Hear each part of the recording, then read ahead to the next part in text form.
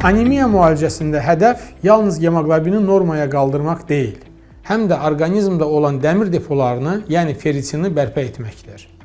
Bu səbəbdən müalicənin effektliyinə nəzarət mərhələli şəkildə aparılmalıdır. Əvvəlcə terapiyanın başlanmasından təxminən 7-10 gün sonra biz qan analizində retikulositar cavabı mütləq izləməliyik.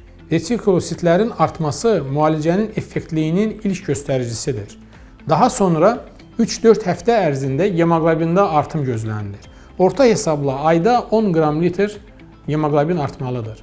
Əgər bu artım müşahidə olunmursa, bunun mütləq səbəblərini axtarmaq lazımdır. Pasiyentin preparatı qəbul etməməsi, sorulma pozğunluqları və ya davam edən gizli qanaxma belə kimi səbəblər ola bilər.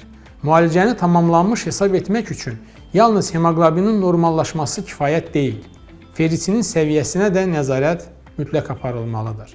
Çünki dəmir depolarının bərpası 2-3 ay daha uzun çəkə bilir. Yəni, klinik praktikada biz tez-tez belə edirik. Hemoqlobin normaya düşdükdən sonra 2-3 ay sonra yenə də dəmir preparatlarının qəbulunu davam etdiririk. Əlavə olaraq, həkimlər bilməlidirlər ki, xüsusilə qadınlarda anemiyanın residiv riski çox yüksəkdir. Menstrual qanaxmalar, hamiləlik, xroniki xəstəliklərin təkrar olunması bu dəmir çatışmazlığına yenidən səbəb ola bilər. Ona görə də profilaktik monitorinq çox vacibdir.